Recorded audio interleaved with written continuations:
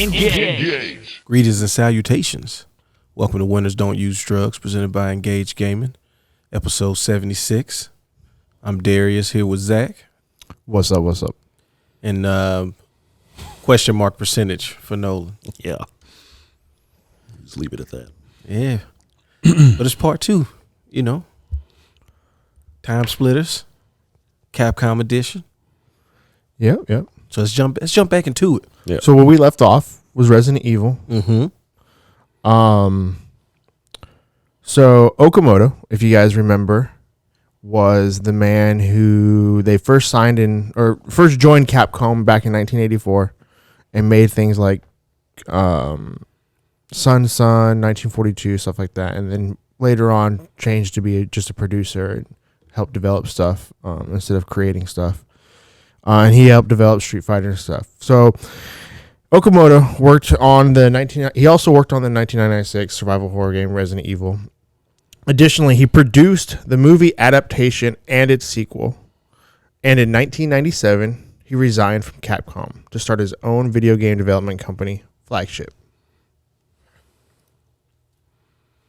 Let me change this. Oh, wrong one. Don't mind that. Flagship. He continued to develop video games for Capcom through Flagship. So he left Capcom, created his own company, but still worked for Capcom. It's a theme. Which, becomes a theme, actually. Yeah. Well, I think it's probably also due to familiarity, right? You know, There's got to be something where I'm putting these games in someone's hands. Yeah, he doesn't necessarily work for us, but he's willing to be contracted to us. So it's kind of like we still get that same level of production. Yeah. Yay. Flagship helped Capcom develop such successful titles as Dino Crisis for the PlayStation and specifically Onimusha for the new PlayStation 2 and Devil May Cry. Yeah. Onimusha, released in 2001, became the first game title for that platform to sell more than 1 million copies. Talk to him. Sure was. That year saw the launch of another strong seller for the company in Devil May Cry. Yes, sir. Capcom was back, baby. When my brother, we were first couple years in college. My brother was working at what was it called before it was GameStop in the mall? Game Exchange? No. EB Games? No. Babbage's? Yeah. There we go. He worked there. I had like 3 more names to give to you. I'm going to get it. Don't worry. They used to, that was back in the great days when I was working at video game companies. Video game companies would send early release copies of the games to the store. And when Onimusha came in, it came to the manager. She didn't play games at all. So she gave it to the assistant manager who didn't have a PS2, who gave it to the whatever the third key was called or whatever. He didn't have a PS2. Guess who had a PS2? We did. So that game ended up coming home with him that night, and we played it. Now, this was about two or 3 months before the game came out. Is the finished version or just it was finished. It was a whole game. Yeah. And we also got to play Devil May Cry the exact same way. So we played it months before anybody else did. And Onimusha was cool. It was really cool, but like immediately we were like, oh, okay, so this is RE with a sword. Yeah, ain't no bad thing. No, it wasn't. That's not a bad thing, but I mean that's exactly what the game was. It was the last of the tank controls too. It was, because then of course a few months after that, Devil May Cry came out, and we say that's the first real PS2 game. That's what we always say. Well, it was like Onimusha was really cool because, like you said, it was basically Resident Evil with swords. Mm-hmm. But they found a way to like make it differentiate itself, like just clearly on the story aspect of it. Because you know how Resident Evil is just scientists doing stuff they ain't got no business doing. Mm-hmm. But Onimusha, woven in like actual people, legends. Pretty much though. Yeah. But technically real people, like you got Nobunaga and stuff like that, and it's going through that feudal era. And that was really cool because nobody had really done anything besides like you have fighting games that were set in the feudal eras, but like no actual games to play, no adventure games and stuff like that. I mean, I'm sure there He's gonna were. actually Not do it over right here anyway. He's gonna try. I knew he's gonna try, but see, I knew there was nothing good enough to even be on his radar. So there's, Well, I mean, because if he says something, it's gonna be like, bro, nobody played that game. It don't Romance of the Three Kingdoms.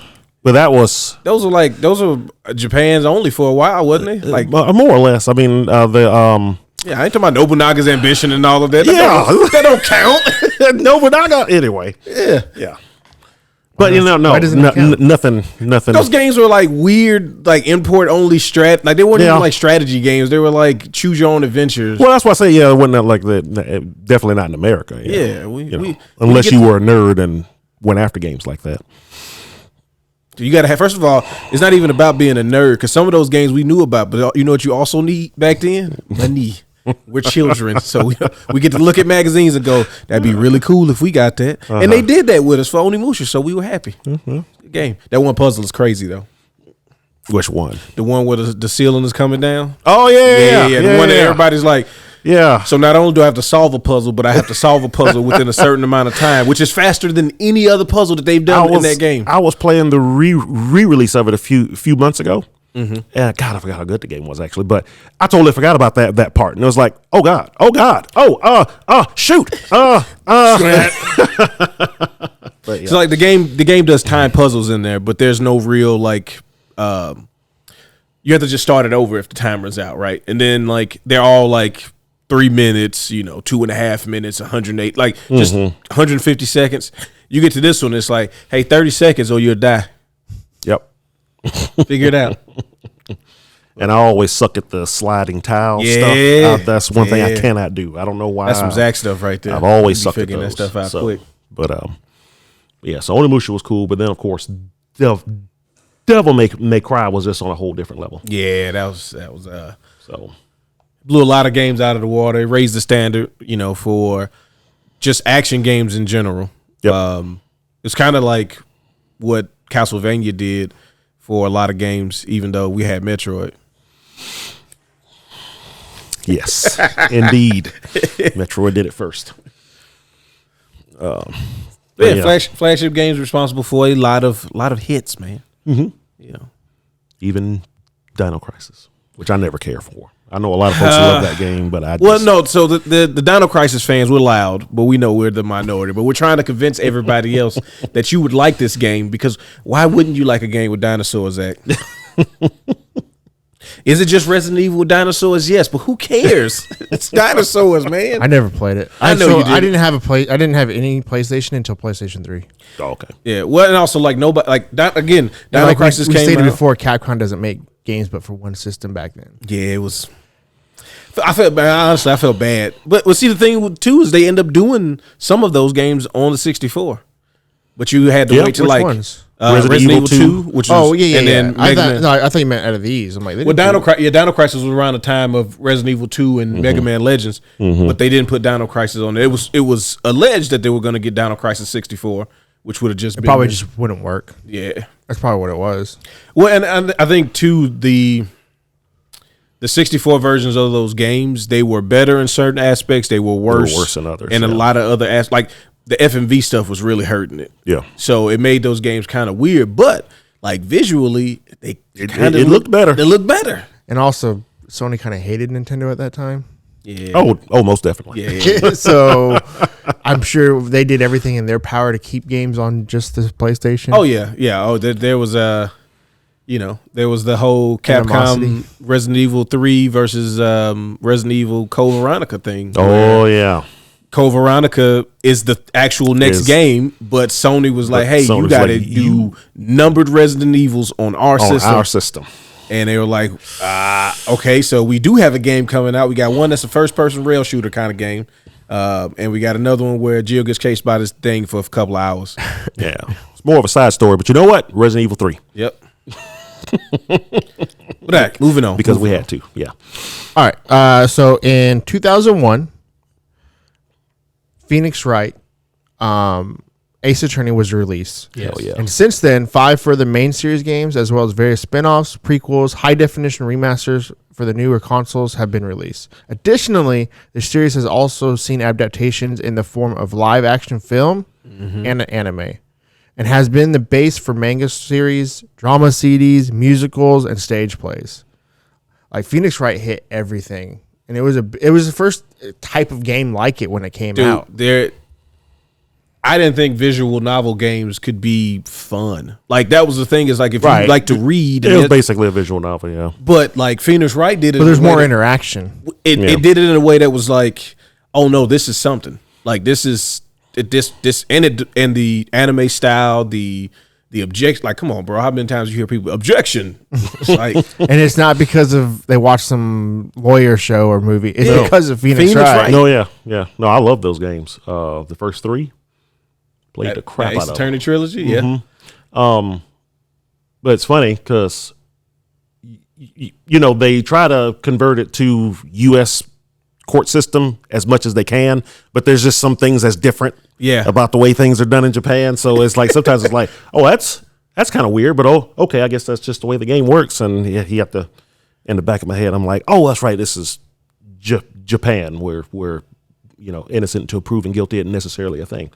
No. You probably did it. So we're gonna go ahead and start the punishment process now. Yeah, and then if it turns out you innocent, are bad, but you got to understand how guilty you look. Yeah. So we figured we go ahead and cut the middleman out as much as we could. But the biggest thing about those games is how almost simultaneously dark and funny they could be. Yes, because it'll make you like belly laugh, and then somebody will get killed like right after that. Yeah. It's like, what? Oh my God! Like gruesome stuff sometimes too. It's like, geez. It does not hold back. No. Well, I also think this was a good time to make a game like that. Like I said, the anime style was like the early 2000s. It's really starting to pick up, especially in the West, right? Obviously in Japan, it's obviously been a thing, but you started to see the success of things like Ace Attorney. It's also more widely accepted. Exactly. Because in the 90s, not so much. Not really. Like that exact game could have came out on Super Nintendo, and we'd all would have been like, Capcom was trying, but that was kind of weird, right? Yeah. The first game originally came out on the Game Boy Advance in Japan. Yeah. The DS version that we got was the upgraded version that they got in Japan. Well, the thing was, this game, when it came out, though, people were playing it. Like, oh yeah, like right over here they were playing it. I used to play it at work. And I don't think you get stuff like the Professor Layton series if you don't get the Ace Attorney games. Yeah. Oh, for sure. Level 5 definitely ripped them off. Well, it was like, okay, they took certain aspects, obviously it's they added their own spin to it. It's the Sherlock Holmes. But it was so close they eventually mixed the two games together. Which is a great idea. Yeah. And I wish more companies would do that. Like people get so like, this is our thing. I don't want to help you out just even a little bit, or maybe throw you a bone. Like they feel like they're throwing them a bone. Like, no, y'all can help each other. I mean, Capcom's a primary example of a company who over the years has been willing to work with people. Like everybody loves CVS, right? Mm-hmm. That doesn't do more for Capcom than it does more for SNK. Yeah. Like that helps SNK especially out. at that time. That definitely helped SNK out, but SNK really got screwed in that deal. And there was some animosity for. We got nothing to do with the business side of it. I'm talking about like audience reach. But yeah, definitely a lot of folks didn't know who Terry Bogard or Rock Howard or Geese Howard or any of those folks were before. How come Akuma sometimes is the boss and this dude with the eye patch is the boss? Like he ain't even like, who is this dude? He just got powers and stuff. Mm-hmm. Just like, he's who's this Rugal guy? Yeah, Rugal. God Rugal. God what? But yeah, the Capcom that they did, the SNK stuff. They've done stuff with Namco. They've done stuff with. We just said the Professor Layton stuff, which is Level 5, which isn't even like one of the big publishers like a Namco or things like that. So it works. Everybody I can't even recall games that they did before. Yeah, Level 5. Yeah. Oh, they did. I'm sure they did. So I just don't recall. Like Rogue Galaxy, White Knight on PS3. Yeah, they're not starting to hit the same. Rogue Galaxy, I was with White Knight was this. Oh no, there was another one that was was actually a pretty big release. Not big, but it was decent. Didn't they do Blue Dragon? No. Don't you dare do that. That's Miss Walker. Don't do that. Was that Miss Walker? Okay. Yeah. That was the Dream Team, the Chrono Trigger team. Yeah. I mean, Level 5 was mostly known as an RPG company, and they started to delve off into other things a little bit, but still mostly RPGs. Yeah. But I definitely knew Level 5. Well, I think probably their most successful game is probably Professor Layton Layton? games? Yeah. Yeah. I would venture so. So, as you can see, also around this time, Monster Hunter for the PlayStation 2 was released in 2004. Titles of Monster Hunter have been released across a variety of platforms, including personal computers, home consoles, portable consoles, and mobile devices. The series is developed and published by Capcom. Quentin, go ahead. So this game came out, and this is around the time where like some people in my neighborhood started getting access to the internet, right? Like cable modem, basically, not dial up anymore. My friend Ronnie was always like the online gaming. He was heavy on it when it first started. Like him and Steven were playing like the Final Fantasy 11.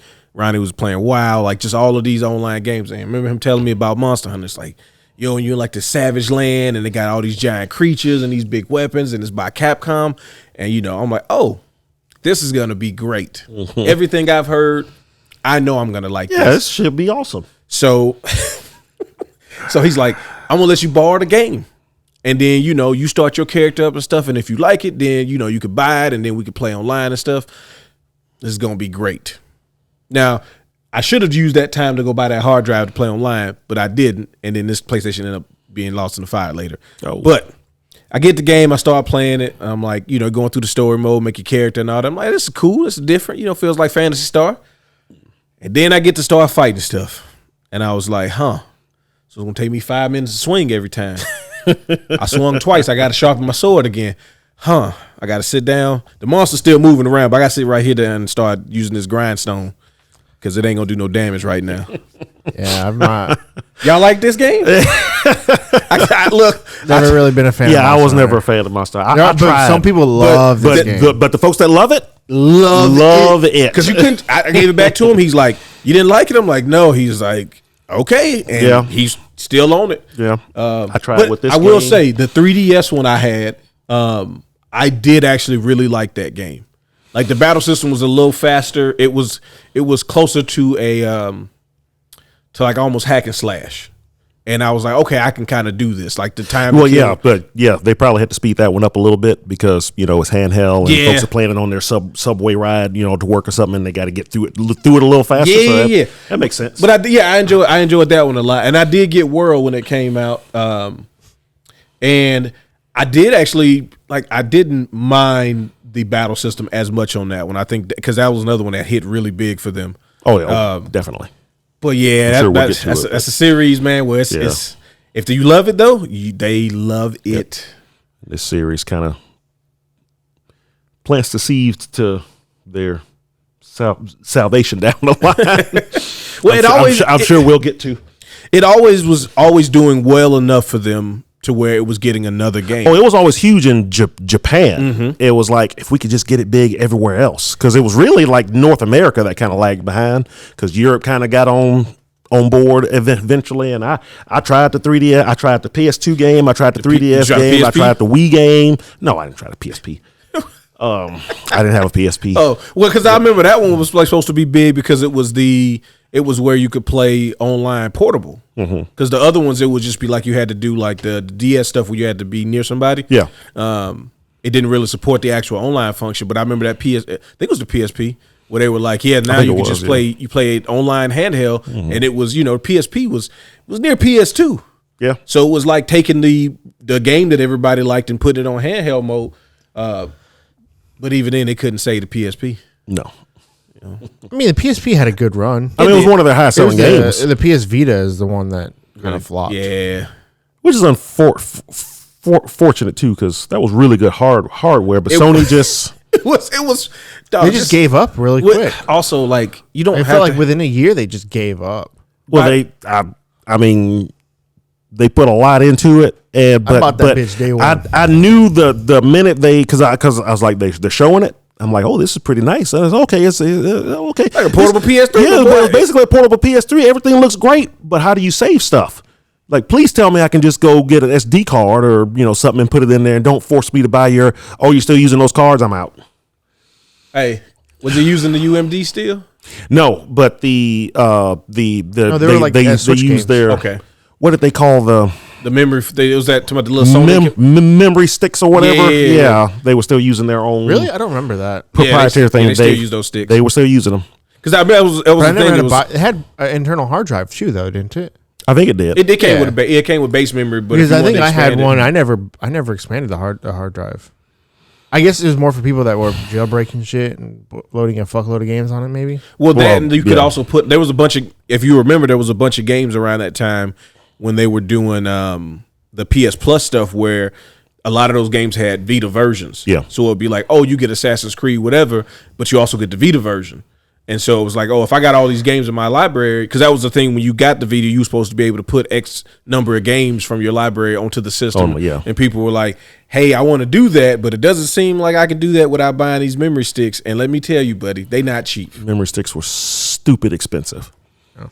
Yeah, that's probably why I never bought one. What was the thing? Didn't they have something that was a lot smaller than the PSP? Or am I misremembering something? I thought they had like a small version of something. Well, the PSP had like a bunch of variations and some like one-time run things that they did with it. Because I know there was the base versions. It was like 4 series. Like a small white one is what I remember. I don't know. I remember the Game Boy Micro, which is like, well, that's cool, but it's kind of small. Yeah, it's actually kind of small to use. Yeah, this one here it is. Yeah. The PSP Go. Oh, yeah, it was. I don't remember that at all. You don't remember it? Here, let me pull it up. How do I do this? Welcome to PSP Talk. Oh, if you want to do a weekly PSP, let me talk to you about the beauty of UMD movies. God, I can't believe you don't remember the PSP Go. Yeah, I remember this. I didn't. The sidekick. Yeah. Oh, okay, I remember now. Yeah. Yeah, the sidekick will get you. Yeah, that's actually a good idea. Yeah, it was fantastic. Yeah, the PSP Go. Yeah, I could have sworn I remember something small and it slid up. Yeah, they definitely had a white one. Yeah, I had a white one. Yeah, I hated the PSP because I was working at it was GameStop by then. That stick was just, they couldn't get that stick right for nothing. The analog, good God. I mean, that was a tough thing to do anyways. It was, but like something on that small. I mean, even that first run 3DS, I was like, hey man, we gotta do something about these analogs. Oh well, the first, because didn't the first one have the nub? Yeah, the analog nub, which worked better than I thought it would, but it was still weird. Yeah. You start using it because that's what's there. All right, let's get back on Capcom. We completely derailed PSP talk. Back to it. All right. So at this time, Okamoto, the guy who left Capcom to make Flagship, approached Angel Studios with the idea for an original IP entitled SWAT. It later adopted a Western theme at Okamoto's recommendation, redefining the acronym as Spaghetti Western Action Team. It was intended to be the spiritual successor to Gunsmoke. Angel Studios began working on the game with Capcom's oversight and funding in 2000. And Capcom announced the game as Red Dead Revolver in March 2002. Okamoto then left Capcom and made Flagship. So this all happened before he left to make Flagship. Okamoto then left Capcom, which canceled the game in August 2003. Rockstar Games acquired the rights to Red Dead Revolver in December of 2003 and resumed development, releasing it for the PlayStation 2 and Xbox in May of 2004. This completely changes like the landscape of Red Dead. Like, we don't know what we would have got if Rockstar never got their hands on it. I always thought that game, Red Dead Revolver, was like very underrated when it came out. I don't know, they changed some stuff about it. It was also very different from any Rockstar game. Exactly. Because it wasn't because it was technically a Capcom game. Yeah, it was like when you get it, you're like, okay, I see what y'all are making right now, and this is very different from everything you're doing. But because they got that license, and that's smart by Rockstar. Like just let me get that. Y'all not using and then they just built on it and made Red Dead Redemption. Red Dead Redemption, yeah. And then obviously 2 is a huge success. Well, they got that what's it called license as well when they got the Max Payne thing. What? They just basically took Max Payne's like their engine. Oh yeah. You And just they said the thing. I didn't know. yeah. Like when you talk about the changes to Red Dead, it's like they got Red Dead Revolver. Yeah, it helped Grand Theft Auto and Red Dead. And they get Max Payne, and they're like, you know what? Yeah, Max Payne is what really let's just put the Max Payne shooting into all of it. Exactly, which was not a bad idea. And what you think about Rockstar as a company, now they're just seen as this brand where like they come out with a game every once in a while, and it's going to be just full of just its own type of world and design and all of that. But it's really all of these little steps, like you said, getting Red Dead. And then being like, oh, we can get other people in their games and actually still produce them and, and release them. And then we can incorporate all this other stuff. Because I want to say, didn't they also do the Midnight Club games? Yep. Yeah, they sure did. So then you look at how the driving in their games change as they're making this game. They're like, well, can we put some of the stuff? Like it's all in there. A lot of stuff that ends up being in Grand Theft Auto are from like Bully when they're trying things to see, how this works. And then they're like, okay, we can put all this RPG stuff into Grand Theft Auto. Yeah, like Grand Theft Auto is their main game, and they just make all these other games to test shit for Grand Theft Auto, it seems like. It does. Kinda, yeah. And then they built Red Dead to be their Western Grand Theft Auto now. So like they're like, okay, now we got 2 of these. And the next thing you know, they're going to do some, cybernetic futuristic version. I'm about to say it's space time now. I guess. Dude, what if they did Cyberpunk? You know what? I think what Cyberpunk eventually became. No, I'm not saying Cyberpunk is a bad game. No, yeah, because we know you played like 17,000 hours. We don't want to get you started. No. I'm saying like, what if they did Grand Theft Auto in a Cyberpunk world? No, that would be interesting. So, because I don't want a first person from them. You remember when Shadowrun was a first person shooter and failed, right? Oh yeah, for the Xbox. Yeah. Yep.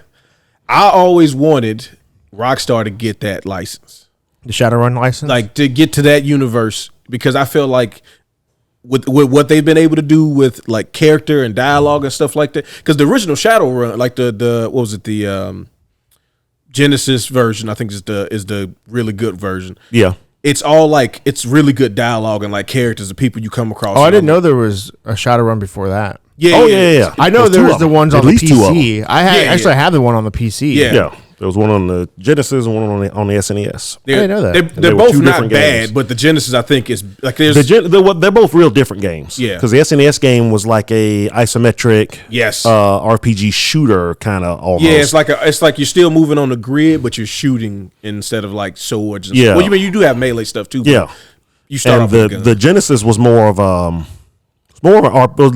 straight RPG. Yeah. Was it first person? I know there was a lot of text and like scenes and stuff. There's a lot of like face with text, and stuff like that. Yeah, and you're doing a lot of a lot of dialogue tree stuff and all of that. But just imagine, the stuff that we have now with what we just said, like Rockstar does, or just anybody who would be able to develop that. Like, I mean, I wouldn't be mad if Capcom, picked up the Shadowrun thing and did something with it. That'd be interesting. They would change some stuff, though. Capcom. Yeah. They got to change some stuff. It'll be action adventure. Trying to think what they've done that would fit it, or would it just be something totally different? We can get by the Commando, do what they did with that. Kind of, yeah. Interesting. Anyways, so Capcom goes through some weird things. Around this time. I think they this is a point where I feel like they kind of spread themselves a little too thin. Yep.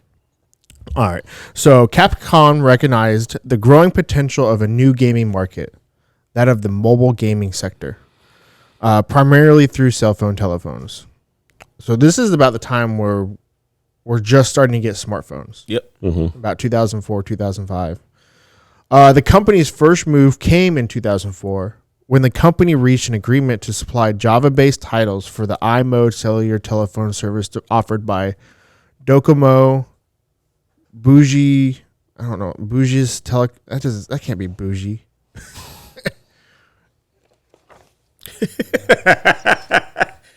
That's like Bouges. Probably Bogues or something. Bogues? Yep. Sure, Telecom. Don't fucking matter because we don't even know who they are. Yeah, I don't know. KPN and others.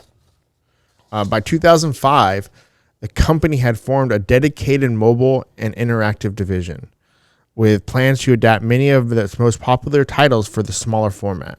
By 2006, Capcom's mobile gaming effort gained momentum as the company announced its acquisition of Canada's Cosmic Infinity. That company specialized in creating games for the mobile telephone market and brought Capcom its license for the mobile game based on the popular Who Wants to Be a Millionaire television program. I have no insight on this part of their history. As honestly, as far as mobile games go, I only played like poker games up until maybe like 6 years ago. And then I started venturing into actual like mobile games. I still don't play them. Yeah. I remember that there were a lot of like OG Capcom games on phones. Like that was the thing is they Talking about like Ghouls and Ghosts and stuff. Yeah, like they would just port a lot of that stuff over. So it was just like that stuff sounds easy to port over though. Yeah, nothing's bigger than like 500 megs. No. Not even that big, really. I think really it's just adapting it to the phone controls. And I'm talking about like you said, when smartphones just started. So you would have like, the slide up phones and you'd have the ones that would have like my first smartphone had this joystick kind of thing on the front of it where it was like, you go through the menus and stuff with it.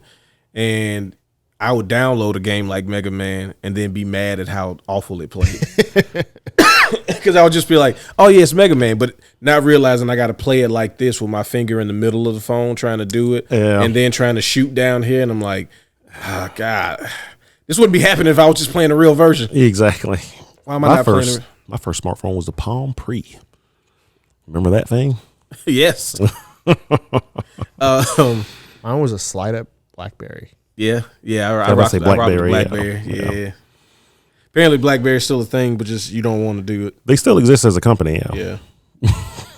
Not for me. About the best you could say about them. But yeah, Capcom thinking that the mobile phone thing was going to be a big. They're not wrong. Everybody. There's definitely a market, and there's a lot of money to be made in that mobile space. Yeah, it's just you can't treat it like that was the one thing that that people had to realize is it's not the same. It is a form of gaming, right? But it's clearly not the same as at least what we're doing on consoles and PC, and trying to really translate. Like it's not a 1-to-1 thing. So. They're not wrong by saying, the mobile thing was the future. Yeah. And this was like for Capcom, I know this was like the time when they were just trying and doing stuff. Yeah. So, obviously this cell phone stuff, but you look back at like the console, this is when all the GameCube games and stuff was coming out like Beautiful Joe and Okami and God Hand on the PS2. Well, yeah, Capcom would slide a GameCube game over there and be like, "We'll see." Mm-hmm. It's like you don't try to put it on PlayStation or Xbox. No. Let's just put it on the GameCube, and then depending on how it works out, we might slide. To the PS2. Let's. Oh, you guys really like Beautiful Joe? Well, I guess we should go ahead and put it on the PS2 then. Throw the little Xbox version in there.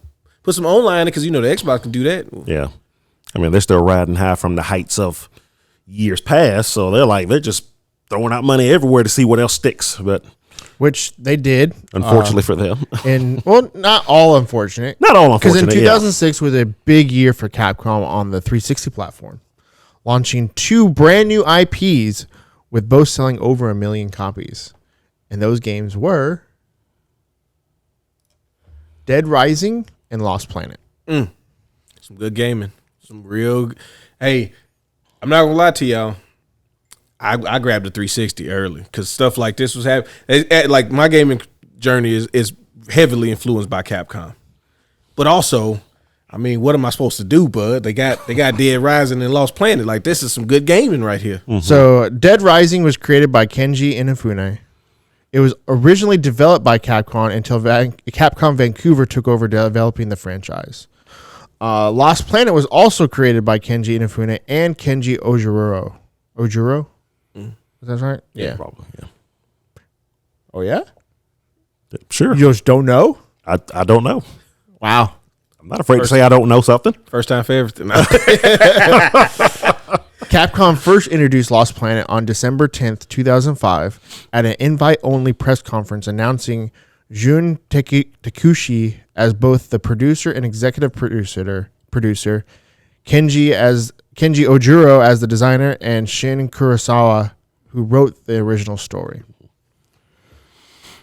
Lost Planet was the first. Now, the thing too with the Lost Planet series is the first one is it's not a survival game necessarily, but it has like survival. It has survival elements, yeah. Like the way they use the energy and stuff like that is way different than what it becomes. You got to maintain your temperature too, right? Yeah, that's what I'm saying. You got to use. You have to pick up the stuff in order not to freeze. I was huge into Lost Planet. Dead Rising I played and I liked its quirkiness, and it was like it was a Capcom zombie game.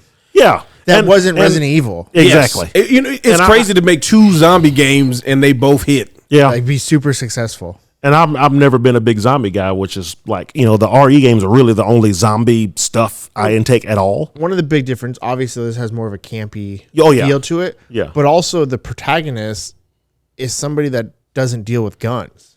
Like he's not like a trained soldier or a police officer like the Resident Evil games were. He's just some photographer that was trying to capture the story. Yeah. And the other thing too, when Dead Rising came out, it was showing off how many things could be on the screen. Yes. Oh yeah. Like that was the thing. You have hundreds of zombies on the screen. Just out there. Like that was the crazy thing about it. It was like it was a great game, but it was also a really good tech demo and advertisement for the next gen. For the 360. Yeah. For the engine. It was only on Xbox. Like, I don't think the PlayStation 3 versions come out way later. They come out with they do eventually they come out with the second one, but they end up doing like this like pack or something like that you can get when they start. Yeah, when they put it, because that was the other thing with around this time too, was we started seeing, at least I guess for me, I was more informed about some of the business sides of the game. Of gaming industry. Yeah, but exclusive. Yeah. This started becoming a big thing in the 360 PS3 era, because it would be like a game would come out and it would be like, oh, that was really good. And then people would be like, okay, so where's the PS3 version? And company wouldn't say nothing, and Sony wouldn't say nothing for a little bit, and Microsoft would be like, oh, you know why it's not coming out? Because they can't get it right now.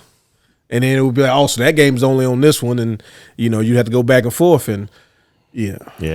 PlayStation had Metal Gear Solid, and that amounts for a lot. It really does. Yeah. But the Xbox had a lot of other stuff happening over there, so I had to slide over there. Stuff. And even when a lot of the Capcom games started going on both, generally the Xbox version was the better version, especially if it was online. Yeah.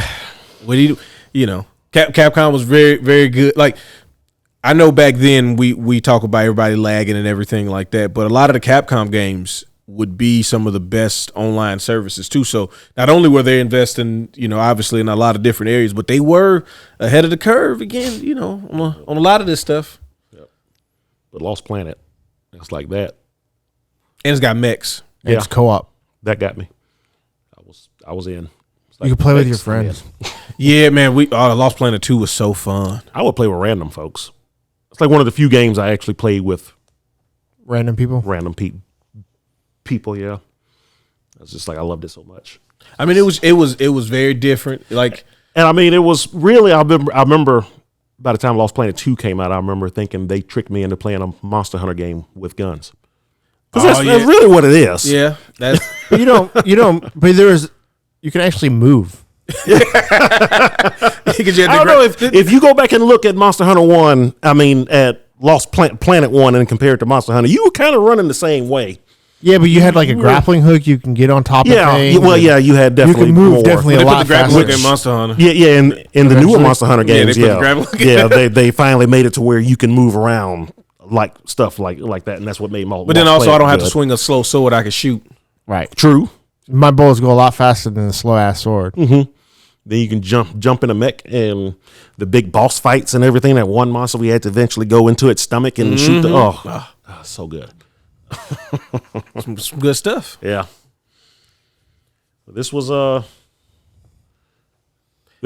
only thing that sucked around this time though, and I know they're gonna fix it in a second, but it's been a hop, skip, and a jump since we got some fight games from y'all. Oh well, yeah. That was the only thing that Capcom was not doing. When did Street Fighter 3 come out? 2008. Wait, Oh, three? the 3. I'm sorry. 99? Well, the first one comes out was 98 or 99? 98 is the first And one. it's just- 'cause it Third didn't Strike do is well, about right? 2000. No, it did not do well at all. And that was one of the reasons That's a whole episode if you let me get started. Well, then, they was putting it. They backed. So when Street Fighter 3 comes out, the PlayStation really can't do it.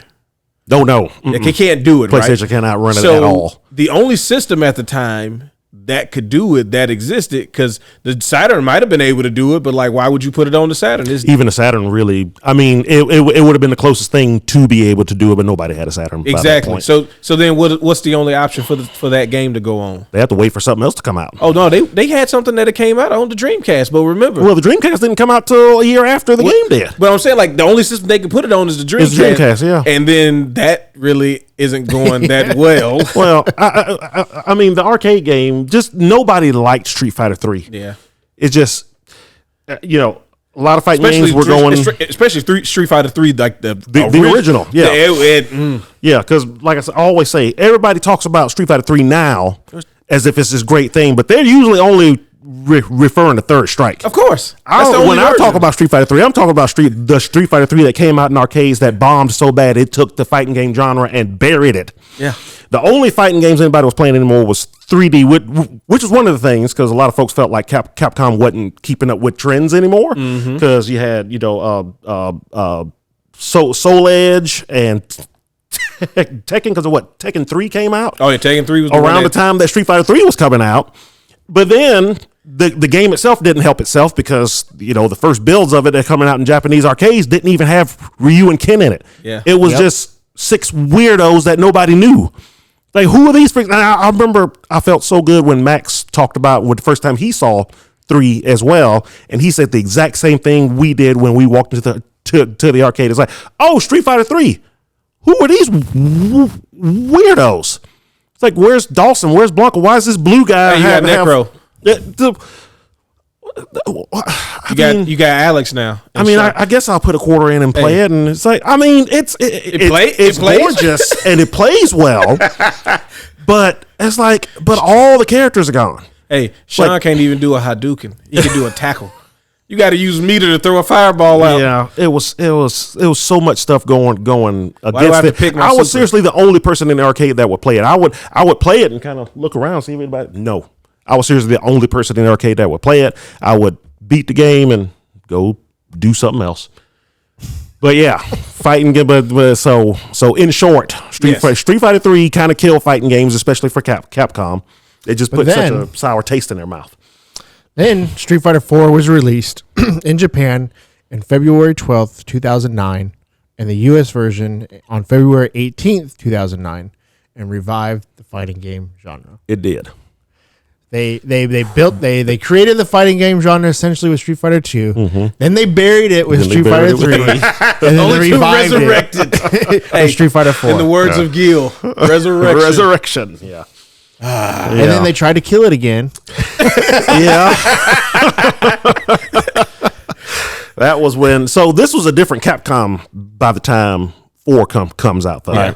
This is a Capcom. This is where Dimps. Yeah, so worked on it. Yeah, because around the mid noughts is when Capcom started to outsource a lot of their games. So you're seeing Clover, who was a bunch of ex-Capcom employees, Dimps, who was a bunch of ex-Capcom employees, Flagship, like you talked about earlier. There's another one, the Bionic Commando people. Yeah, they did some other stuff too. I can't remember the name, but yeah, basically a lot of these Capcom employees wanted more freedom to do whatever they wanted. So Capcom would, in the case of Clover, they would bankroll those companies, but they were like their own separate offshoot of Capcom, where they could kind of do whatever they wanted. But yeah, they really started to.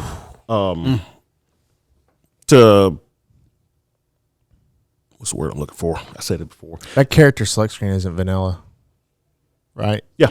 That is vanilla? That is vanilla. Yes, once you unlock everybody. That's once you unlock everybody, yeah. Yeah, you had basically the... Oh, yeah. You had the top two, the first two rows above the infinite, and the bottom 2 rows above the infinite, right? Yeah. So it's like so that's not vanilla. That has extra characters in it. Mm-mm. Well, that's the original 8. Yep. And then the top row were characters you unlocked. New characters, the bosses, and then the characters you unlocked, and then more characters as you have to unlock everybody else. Yeah, you only got the bottom 2 under the infinite and the top 2. Yeah, and then you had to unlock everybody. You had to unlock everybody else. I don't remember unlocking characters in that game. Yeah.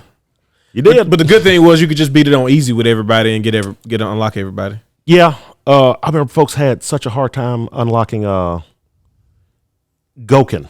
Yeah. So it launched with 25 characters. God, that seems like a lot for. Oh yeah, no, for vanilla. Street Fighter 4, they did everything right.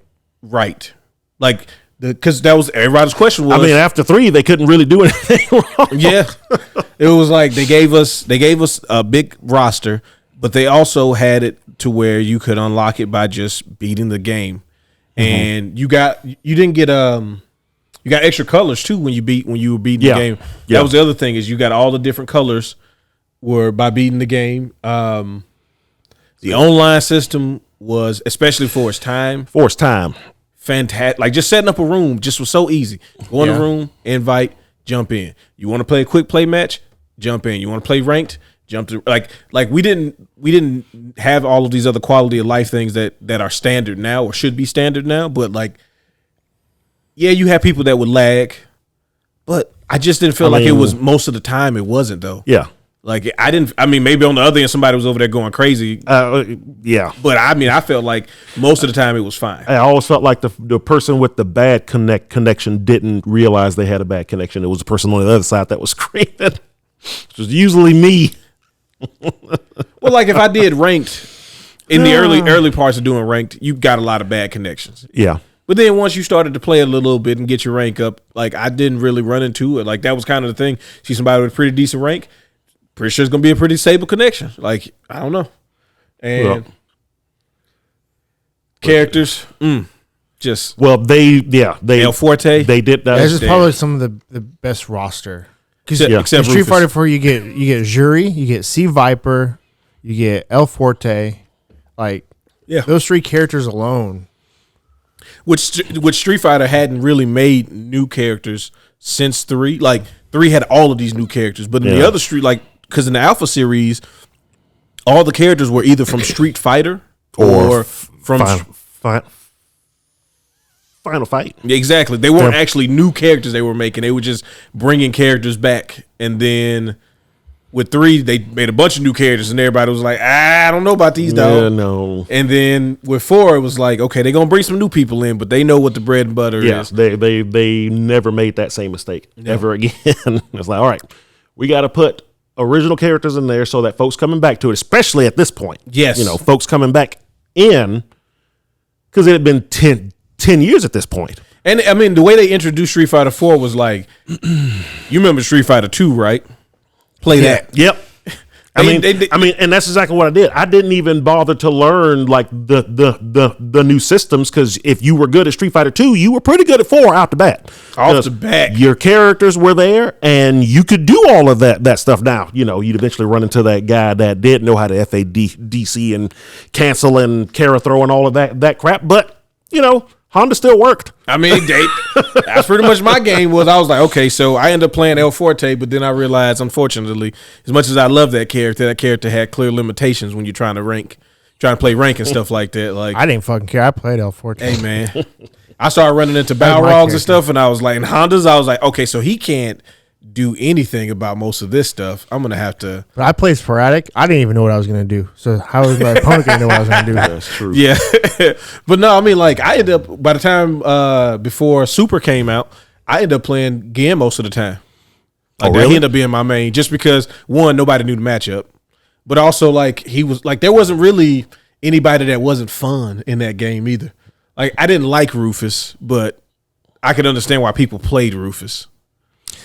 Yeah. Yeah, I don't like. I mean, also because that King Rufus thing, I wanted him. Doesn't Wong play Rufus a lot? Oh yeah. Like, wasn't that his main for a while? Yep. Yeah, still is. And 4, he still wants him back. And 4 was also when we started to follow like esports, at least for me. Oh, well, yeah. Like Street Fighter 4 is the reason why I watched Justin.tv, which became Twitch. Me too. I was watching Justin.tv for something else. We used to watch Hardcore Pond on there. And Storage Wars. Storage Wars. What was the other streaming service? It was Justin.tv. Ustream. Was mostly Ustream. Yeah, Ustream. I didn't even know about Ustream that. was the degenerate version. Kind of, yeah. But I would watch stuff on Ustream every now and then, and every blue moon I would catch somebody playing a game or something. Mm-hmm. And then I found out about this place called Justin TV that was mostly gaming. Yep, that was mostly gaming. It started off with folks just, putting cameras in their houses and whatever, and you watching their lives or whatnot. Watching Martin. The dude just showed Martin all the time. Actually, I saw how I got introduced to Angry Video Game Nerd was somebody was just showing like Dorkleys and Screw Attack stuff. Wow. Yeah. It was a Wild West back then. Yeah, You do whatever you wanted. But I kind of got introduced to esports. I knew esports existed because I used to kind of sort of keep up with the Quake 2 scene way back in. But the internet existed, but not as we understand it now. We were nowhere near connected. YouTube didn't exist, so you had to go find a website that might have happened to have somebody who might have recorded it, that might have put a video up that you may or may not have the right encoder on your computer to play. You gotta have VLC player. The VLC didn't exist yet. VLC. No, you had to have the real player. Oh no, The real player, yeah. Hey, we trying to load. Man, it's in QuickTime. Yes. You click on the file and it shows that queue. Just the QuickTime. Why would you make a video in that? Because that was just an Apple thing, right? Yeah. So if you didn't have a Mac, you couldn't watch it. Well, you could download, because I remember we used to use. That thing never worked. I downloaded a QuickTime player 72 times. It never worked. We use it in. That was the only reason we use Netscape. Mm-hmm. Netscape Navigator. Netscape. Yeah, we used that's what we used to use if that queue came up on screen. It's time to open it up in Netscape. Terrible days. But yeah, this revived the fighting game.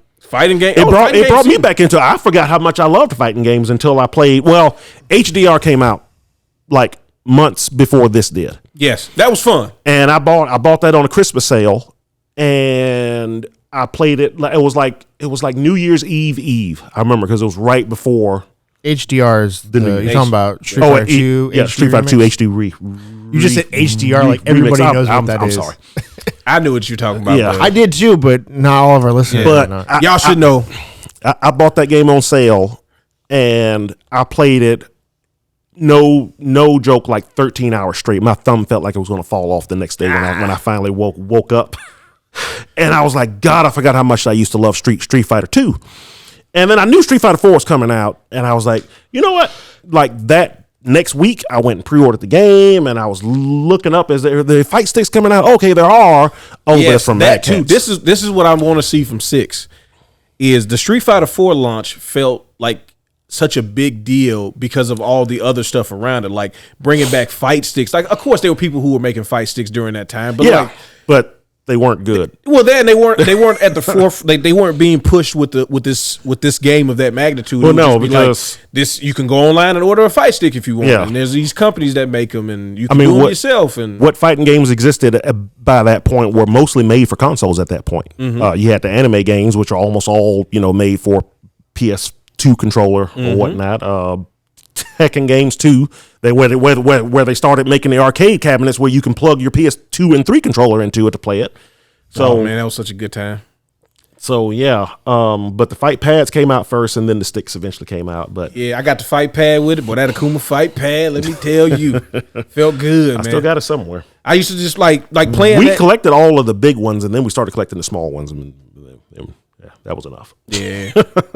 But that's what I want. Like this game, it just really felt like a big deal. Like you would go and see the advertising for it, and like just having a whole like controllers and everything. Come on, man. Yeah, we were just happy to have Street Fighter back because I think everybody was happy to have Street Fighter. I had back. a fight stick for both systems. Yep.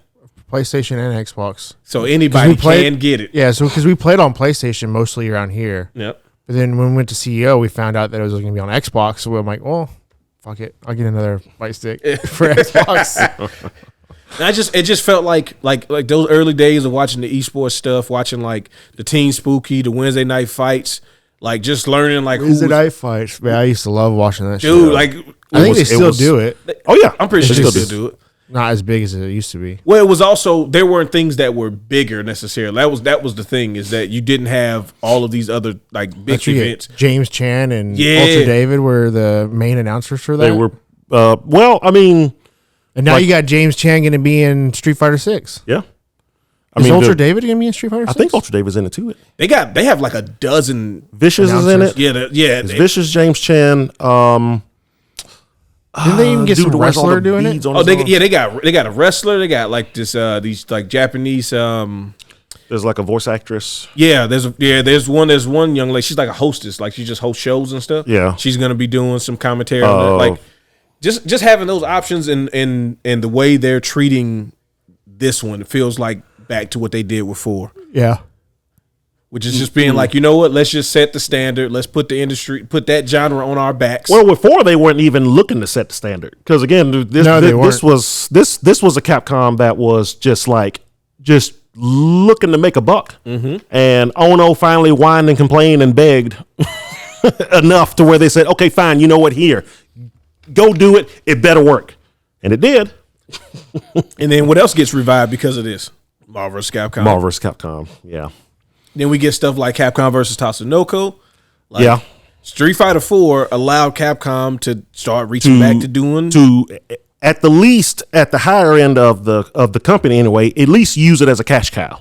Yeah. At least we're getting fighting games again, But some business missteps were soon to come. Mm-hmm. So on October 29th, 2010,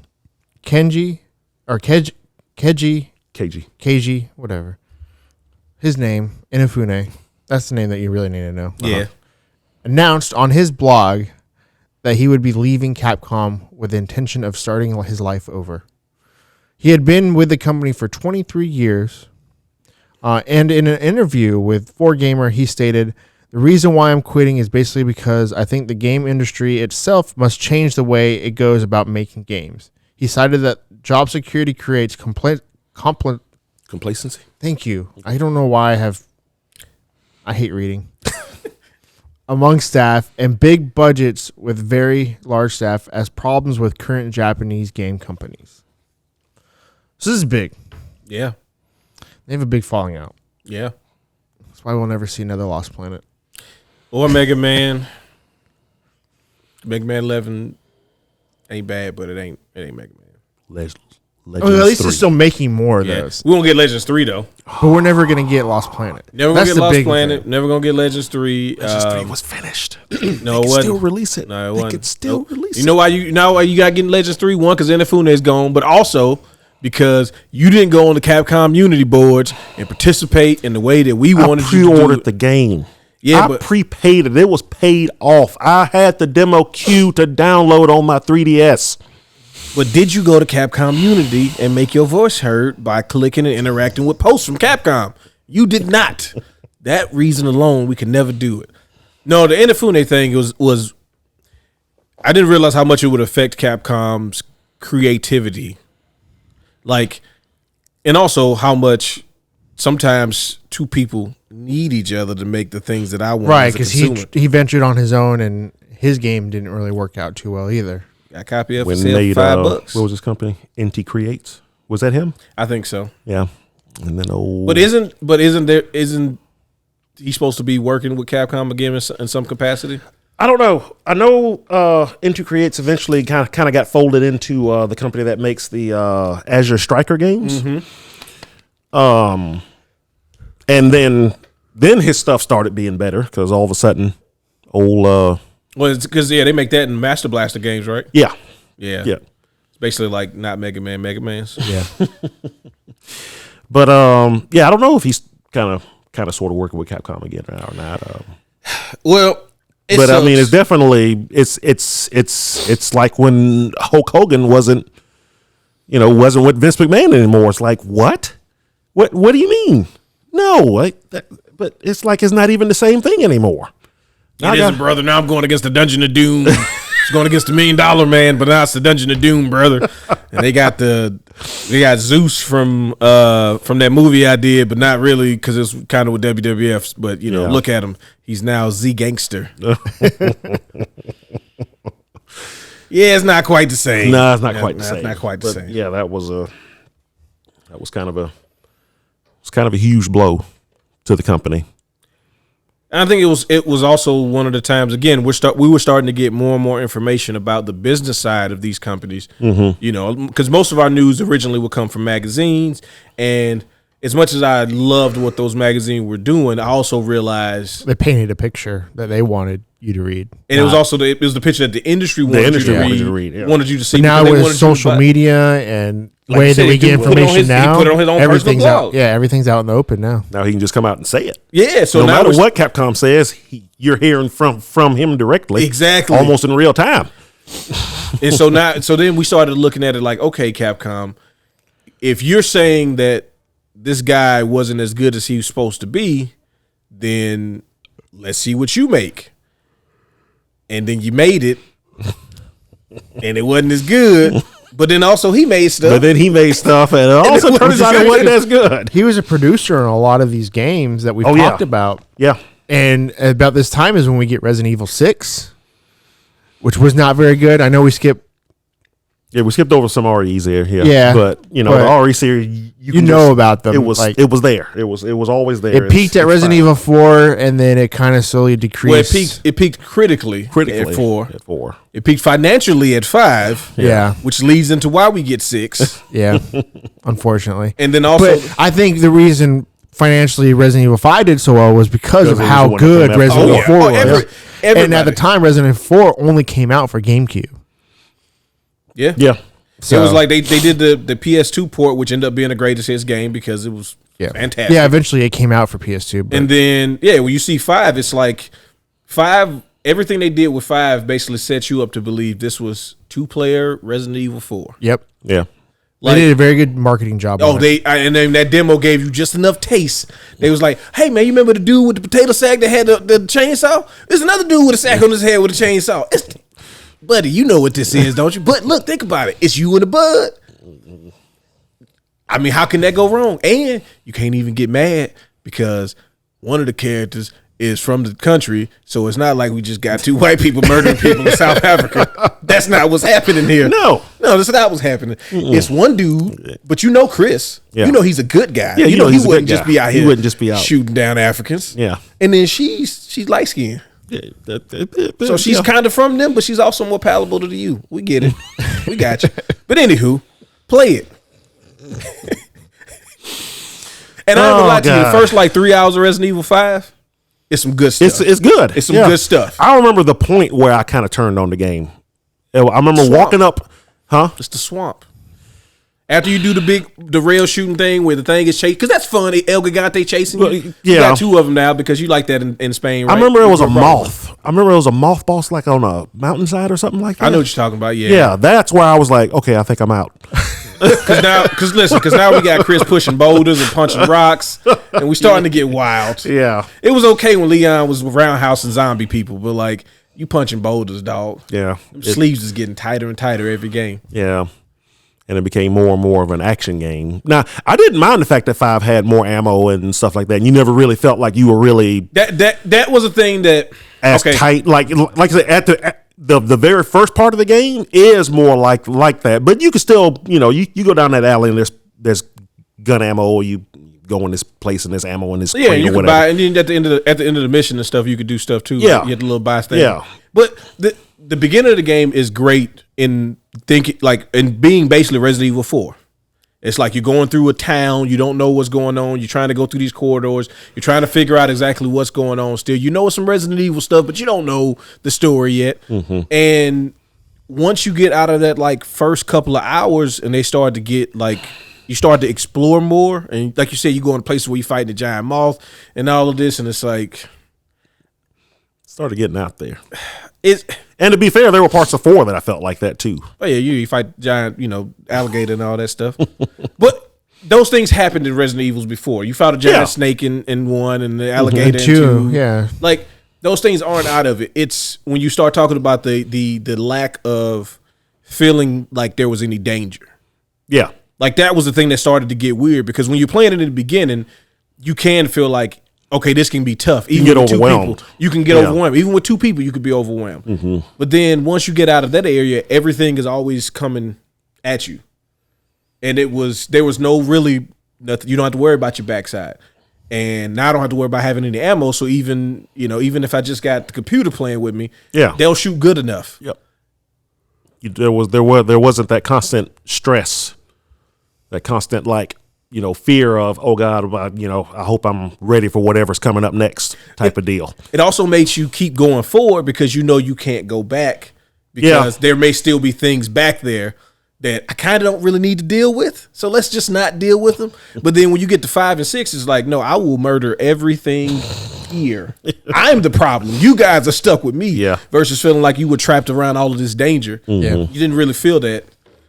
Yeah. And then 6, whew, the draft getting a blowjob. There are a lot of creative choices in 6. Including the logo. Yeah. So if anybody doesn't know, if you look at the logo of 6, it looks like a giraffe is getting a blowjob. They were really starting to like I get it's supposed to be like the virus germ thing and all of that. And it's like it's like they That's really how tried the game to felt. Yeah. Was a giraffe getting a blowjob. That's what you felt like you were playing. It's like, so this is what this is. Okay, I get it. It was like we mentioned that they were making movies. Like Resident Evil was one of the few games that had movies that even Street if Fighter had movies. Street Fighter had one of the best movies for its time. For its time, okay? Comparing it to Super Mario Brothers and Mortal Kombat. Mortal Kombat being the Mortal high. Kombat today is the high. And then Street Fighter's here, and then Mario was there. I think those are in reverse order. Oh, is it reverse? It's supposed to be reverse for you? Okay. Yeah. Depending on what day of the week is, I might put Mario on top. No. But it felt like they were trying to get the games to be more and more like the movies versus the movies being Their own thing. Yeah, if they could be their own thing. Because they established that in the first one that they're their own thing. Because you got some character that isn't in the Resident Evil series video game at all. We had to make up protagonist Alice. She gonna get powers. And it worked for it. Yeah, I mean they were financially successful. That's why I will never understand people's problem with the Netflix show. Yeah. It's like, do y'all not remember the movies that you loved? Yeah, but I think at this point in video game adaptation history, we've come to more expect something closer Page to ripoff. Something at least closer to the original thing. But I've already played it. Did you watch the show at all? No, you gotta watch it. I think you would like it. I think you would too. Also, R.I.P. Lance Riddick. Oh God, yeah. The best. I kept hearing the name, and I was like, "Who is that?" And then I finally saw the face. I was like, "No!" Yeah. And he wasn't that old either. No, 60. Yeah. I'm telling y'all, the best Wesker. I actually logged into Destiny 2, and it was so sad. Everybody sitting around this character on the tower. Yeah. So anyway, So what is Capcom doing towards the end of the? All right. So after Inafune left, in April of 2011, Super Street Fighter 4 3D Edition is released for the 3DS and is the first 3DS title to sell 1 million copies. Oh, let me tell you about that game. It was that game or like one other game. Yeah. I'm not gonna lie to you. I had it. I bought it. Oh, I did too. Yeah.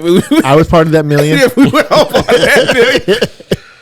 And it wasn't even a bad adaptation. No, it wasn't. Not at all. But the fact that you could map 4 moves. Oh yeah. You talking about my macro? You talking about my macro combo? Yeah. And so Guile could just walk forward and flash kick at any time, at any point he wanted to, making him the invincible character. Hey, there was Sonic a time. Boom, Sonic Boom, flash kick. Oh, this is the only Street Fighter that I played charge characters because I didn't have to do charge moves. Yeah. Dog, you know who my main on that was? Balrog. Yeah. Oh yeah. Because I was like, you talking about the flash kick? Headbutt got some invincibility frames too. Yep. So guess what? Yeah. Headbutt, and then headbutt ultra. And it's just like, yeah. I had that game and DOA. Was DOA on 3DS? There's a 3DS. There's a DOA on 3DS. Yeah, I sure did have that game, and it was actually pretty good. The 3DS. Oh yeah, the 3DS was a great console. Like it was really, really good. Yeah. Like I was not shocked at the Switch at all because of the 3DS. I was, oh no, they can make that portable. Yeah. Capcom was still Street Fighter 4 as a brand was good. Yeah, it was good with everybody. It brought everybody back in. It brought Capcom into the esports scene because now all of a sudden it had like the number one esports fighting game out there. So they were like, hey, this is cool. We can throw a little ad money over here, and everybody wants to come see our game. This is awesome. This esports thing, we should really lean into that more. But not for real though. We're gonna lean in, but we're gonna lean a toe in. All of it was a toe, but as long as it was bringing money in, they were okay with it. Yeah. So in May of 2012, will feature the release of a new IP that will go on to be Capcom's 10th best-selling IP. Does anybody know what this is? The last newer one too. It's oh dang it. It's on the tip of my tongue. Do you know? I should know. I know. I feel like I know you it. Both should know. Why? What? Rough. Woof. With Nintendogs? Get the fuck out of here. He started barking. I'm like, what? It has nothing to do with dogs. But it's a hint. Haunting Grounds. No. It had a dog in it. Which I can't believe we didn't talk about Haunting Grounds. The seminal classic from Capcom on the PS2. Anyways, back when they were trying stuff. Dragon's Dogma. Oh, Dragon's Dogma. That's it. I knew it. Well, yeah. I understand the hype that this game gets, and I'm happy that they are supposed to be getting a new one. I mean, think about it. It's one of their highest selling games, like series wise, and there's only been one of them. It's their 10th best selling series. And I saw behind a ton of franchises. Yeah. I looked up their like top 50 franchises or whatever, top 25, and I saw it as number 10, and I was like, that makes sense. But I got this game, and I had a gripe with it immediately because I was under the impression I was going to be playing this game with my friends. Nope, you can borrow their characters. Yeah. And I was like, it wasn't. Get the fuck out of here. What is this? I was so mad at that. I'm pretty sure the newest one will fix all of that, but yeah. Oh, yeah, they are making a part 2 finally. Yeah. But, old Dragon's Dogma. I didn't play that game for years. A friend of mine, is like one of his favorite games of all time. Oh, the people that love that game. Yeah, they love to tell you about how good. It's a lot like Monster Hunter in that way. It's like some folks played it and didn't care for it. Some folks has never even heard of it. But the folks who love it, love it. I didn't play it until I got it on Good Old Games. Like it was on sale for like $5, and I was like, "Oh, this is that game my friend Chris loves. Let me go ahead and get it." And I sunk about 100 hours into it, but I never finished it. A lot of side quests and stuff. I never played it. A lot of side quests. It was also one of the games that definitely got a second life on PC. Yeah, because that's when I finally played it. Yeah, I remember them talking about like this is. More games need to be on PC because a lot of times back then, like 2012, a game might get a PC version, but it might not. Some games it was standard for. Some games they were just like, we just didn't do a PC version. Mm-hmm. But Dragon's Dogma was one of those games that benefited from getting the PC version released. And yeah, because I mean, it's like an RPG. It's like fantasy. The Elder Scrolls folks, which was the main reason I kind of did it because I was kind of holding out for a new Elder Scrolls game. Well, this is something kind of sort of. They just put 5 on the new system for similar. True. Somebody's refrigerator got Elder Scrolls Skyrim on there. Yeah, but I did love the game, but it eventually got old. Not old, but I got tired of having to travel everywhere. There weren't enough fast travel points. You couldn't fast travel somewhere until you've been there and then like put a gem or something in it. But the map was so big, which was cool. But it seemed like at a certain point that I hear, this is like after the middle where I was, if they want you to go from here all the way back over to here, which requires you to go through a cave, over a mountain range, and over here. And then back all the way down back here, then all the way back over to here, and it's like, oh my God, okay, it was like the same thing with Elder Scrolls 3. It's like the only reason I never finished Elder Scrolls 3 because I just did not feel like going to every town. It's like I'm done. I mean, the vampire lord can win. I'm not doing it. You got it, dog. It's too vast of a world for me to try. Like I went to 2 of those towns and there was 3 left and I had to go all the way around the continent. I'm out. You won. Yeah. I had to walk too much. Exactly. Sorry, guys. The world's engulfed in darkness. I didn't feel like going a few extra 100 kilometers.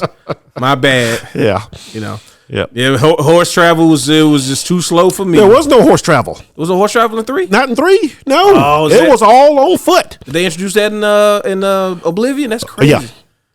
Oblivion was the first one to have horse travel and fast travel. 3 technically had it if you rode the Silk Striders, but there was only like 3 places that had the Silk Strider stations things.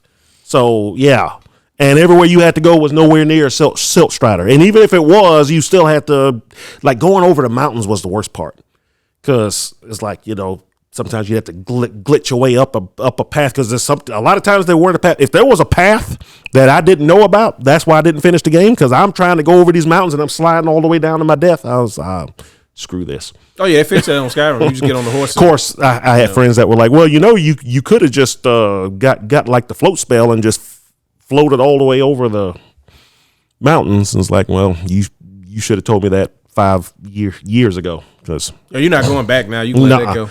No, not once 4 was out. But yeah, Dragon's Dogma. Yeah. So I don't really have a whole lot after this. Okay. Because a lot of this stuff is pretty fresh in our memories. Yeah. The last 5 years, 6 years. So yeah, pretty much after Dragon's Dogma is kind of the. That's when Street Fighter V came out and killed the franchise again. Well, Street Fighter Cross Tekken that whole debacle. Yeah. Well, let's talk about it. Because they were supposed to make Street Fighter versus Tekken and Tekken versus Street Fighter. One was supposed to be in Street Fighter style, and the other one was supposed to be in Tekken style. Yep. And we never got the Tekken style one. Well, the first thing was this wasn't even their first crossover thing. They had the Namco as Capcom series, which was Japan only at first, PlayStation 2 game, and then it ended up being we got it on DS and then PS3. Yep. So it wasn't like Namco and Capcom hadn't done anything. So I when that happened, I was like, oh, okay, they've already got a little relationship, so this should be good. And that was like, maybe I'll try a 3D fighter because previously I've never really liked any 3D fighter except for a little bit of DOA and Virtual Fighter. Those are the only ones I really kind of cared for. Mm-hmm. Well, I thought that was the goal for both franchises because there are plenty of people who didn't really play video games, especially fighting games, until Tekken 3. And so, like, they might have started coming over to the Street Fighter side and stuff. And, this was, like you said, this is esports was getting big. And, like, it was like strike while the iron's hot. This is the perfect time. Yep. You could have the newest Tekken as the highest 3D fighter. The newest Street Fighter is the highest, 2D. And then the crossover games is like the other versions or whatever right there with them at EVO. Like, I don't think either of those companies would be mad at that. No. But then the business started. This is also the time where gaming business, we're talking the ends of the 360 PS3 era going into the PS4, Xbox One, where again, we can start seeing more of the business side of stuff. Yeah. So everybody's under a microscope when it comes to practices and decisions. And you start to get where the slightest missteps when it came to consumer side things was like, it was going to be magnified. This is where EA is rated the worst company in America multiple years in a row when you got companies who are doing things like not filling up people's oxygens all the way, and they're like, yeah, but EA did some greasy stuff in Dead Space, so they're the worst company ever. Yeah. So you have Street Fighter Cross Tekken come out, and again, like if we're talking about just gameplay wise, that's a good fighting game. Yeah, it really is. It's different. Even now, still, it's like still right good. now, it's a different fighting game. Like it's not like Tekken, it's not like Street Fighter, but it's familiar enough. And there are some really cool things with the tag system that are different. Some of the team up moves are really cool. Like, I felt like we were getting another X-Men versus Street Fighter. Yeah. Like, I was thinking, like, okay, we get Street Fighter Cross Tekken first, right? And then we get Namco versus Capcom, like Marvel versus Capcom. Because then you could start throwing the Soul Calibur characters in against the Monster Hunter characters and Devil May Cry. And only like it was only a matter of time before that was supposed to happen. Mm-hmm. Like I felt it in my plums. Yeah, I think that was the plan anyway. But Maybe. But couple of issues, right? So for those that don't know, this was around the time where DLC was a big issue. yeah. And it was really starting to become a thing, especially in fighting games. yes, because on one hand, as we know now, it's a way for them to literally add more characters to fighting games without having you to buy a new copy of the game. Yeah, that way you don't get 3-4 editions of Street Fighter like you get with 2 and 3 and 4. And 4, right? Mm-hmm. They were trying to avoid that issue. Well, the honest side of it is people don't want to admit that when a game gets released, it may not be done. Or there may have been things that they were trying to do that they couldn't get done in time. Like stuff get cut all the time back in the, like it was something that would happen. But now there's a way to not necessarily cut something. Yeah. To just kind of put some of the building blocks in, and then when we're ready to finish it. Which is crazy because Street Fighter 6 might be one of the first ones that isn't going to be like that. Because they essentially got, what'd you say, like an extra year because of something? Yeah. Yeah. Yeah. So that's why we're getting some extra things that you normally wouldn't get in fighting games because of stuff like that. People need to take a look at that. I mean, well, at this time consumers were very on the suspicious side of like we were always looking at all the companies like, what you trying to pull over with us right now? Well, yeah, because at this point, like you said earlier, we had started getting screwed over by DLC. So all of a sudden, everybody was having a real the 2 kilobyte critical eye. DLC down there. It's a key. It ain't even a thing in there. It's just unlocking it. Yep. And then we started having, this is where you started hearing the term data miners. Yeah. Yep. Data miners have found every game that was coming out. I wonder what they gonna data mine out of it. And they data mined that Mega Man was already in the game. Yeah. And that whatever the DLC was just a key. And then that, oh, look, we see there's also Elena. And these other characters are sitting here. They told you it was coming out later. But look at it. It's already on there. And it's like, well, no, it's 42% of Elena. If she does a roundhouse kick, the game crashes. Okay. It's not, but at the time. But the model was in there. That's all that matters. And at the time, nobody's trying to hear that. But and that part already had us on the fence about this game, right? But then we get to something that actually was greasy within the system of the game, which was the gem system. The gems, yeah. Now, and I get what the gems were supposed to be able to do. It was a way for people to have the same teams but have different teams. Yeah. Like my version of King is different from your version of King. Your Ryu is different from my Ryu. So even if we go against each other, you're going to have some different about yours. And it wasn't even like huge differences initially. It was like, yeah, I can put on, super armor for 5 seconds. It's like, oh, yeah, that could kind of change the tune of the battle, but it's not necessarily like it's not an auto win. There was no auto wins in it, Mm-hmm. But then they started doing gem packs. Yep. And they weren't free. And then people started figuring out with these combinations, it might not be an auto win, but it's going to get me real close if I land a punch. But then they took it a step even further and started saying there would be exclusive gym sets at events. And it's like, okay, now it's starting to get real murky. Yeah. This is when the business side kind of stepped in and was like, how can we make more money off of this? But I know on the on the esports side, because the very last thing they announced for that game was the gems. And I remember I had the exact same feeling a lot of folks did. It was like, oh, okay, well that's kind of cool, but I can turn those off, right? And they're like, no, they're baked into the game. It's like they're just there. You have to deal with it. And immediately, folks like me, who at the time was starting to run my own little stuff too, is like, well, wait, what do I do? I get folks from 3 different states coming in, but I don't have their gym sets. Everybody going to bring their own PS3 or whatever not. And I'm like, I didn't really think about that. Yeah, you didn't, did you? No, not at all. And honestly, if that's the reason I didn't play that game was because of the gems. If the ability to turn them off is in the game, none of it matters. None of it matters. But the business side of it was no, they have to be in. They need to be able to sell it. Yep. Because they wouldn't sell it if needs to be the thing. If in competitive play you didn't use them, then there's no reason to sell them. Exactly. But the problem Nobody would is, buy them. How do you use them in competitive play when they can tip the balance in some cases too far. Yep. It's funny because you can kind of compare it to items in Smash. Yes. In competitive. Yep. Because they're kind of random. Yep. And they might spawn closer to one person than they might spawn to the other person. So it's not reliable to be competitively. No. Well, and to Nolan's point of how do you, there wasn't like cloud save with profiles and stuff. So like if you play Call of Duty, for example, your profile is under Activision. If you get on a different device and play, it's going to give you your same stuff because it's uploaded to Activision. Well, my profile for Street Fighter Cross Tekken isn't with Capcom. I can't go to Nolan's tournament and play my stuff. Mm-hmm. Like it becomes that competitive imbalance in itself. Right. And I can't just ban gems because they're in the game. Yep.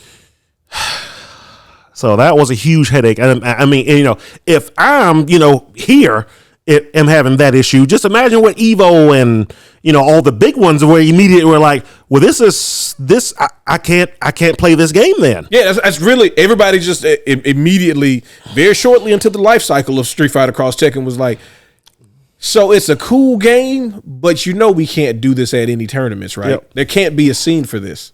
There's no way to make one. So they did come out with like default gym sets, that were then allowed to use, and I think it was in the Evo that 1 year, and that was it. It was just like it's just too much trouble. Because then they have to try to balance balance the gyms in addition to balancing the characters. Like I remember I seen a patch for Street Fighter Cross Tekken, when they started doing that, and it was like, this activates this, and this has to tweaks this, and this is like, bro, what are we doing? This is too technical. And honestly, the balancing of that sounds horrible. Yeah, well, there was not going to be a way that game was going to receive the attention it was going to need unless them gyms sold as well as they needed to sell, and they didn't. Which they did not. Which means we don't get Tekken Cross Street Fighter. Yeah. Hey, what's his name? I just saw. Man, stop. It said that it is about 30% done. And it's funny. Every few years, Namco will still bring it up because I think they're still contractually obligated to make that game. Yeah. And I think Namco brings it up just to keep Capcom from suing them. So they don't breach the contract. Yeah, they probably got to do it for like 15 years, and then they'll be like, "All right, the contract." One day the contract will finally expire, but until then, oh no, it's still in development. It's just some crazy stuff that we're working on, guys. Yeah, trust me. I mean, Kuma and Tekken. That is Tekken Cross Street Fighter. Tekken 7 is Tekken Cross Street Fighter. It really is. They threw Geese and it'll be like, just because we know y'all been talking. See, there's a SNK character. Mm-hmm. We didn't breach the contract. Okay, calm down, Capcom. No, I think what was the Tekken? There was an online Tekken game. It was like online only. Tekken Resurrection, Dark Resurrection, or something like that. Something like that. When they added the vampire girl. Yeah, that's the online. It was like the one they was like free to play online. Yeah, that's like Tekken. Yeah, that's the one that Ultra Dave played. Yeah. So I always think she was the test for how a projectile character would work in their engine. I think that was them testing it out for when they would eventually make Tekken Cross Street Fighter, and then Street Fighter Cross Tekken came out, and it was just like, no, I mean we'll put Akuma in the game because we were probably already starting to work on him too, and he kind of works. So. But no. I mean, it's still in development, still in active development. So they go through a rough patch with some of their games. With Resident Evil 6, Street Fighter 5, but then they start to turn the corner. Resident Evil 7 and Resident Evil 2. 7 and 2 remake. Well, yes. The 7 thing, I don't think we get the remakes. If 7 doesn't do as well as it, because I think Capcom does, and it's understandable, right? Capcom does this thing where they go, okay, well, that ran its course, and there's not an interest in it. But then they end up doing like that, like Resident Evil 7 didn't have the expectations of what 6 had. Yeah, because it had been so again, just like when Street Fighter 4 came out, it had been so long since the last one. It's like, and it tanked so horribly bad. I mean, yeah.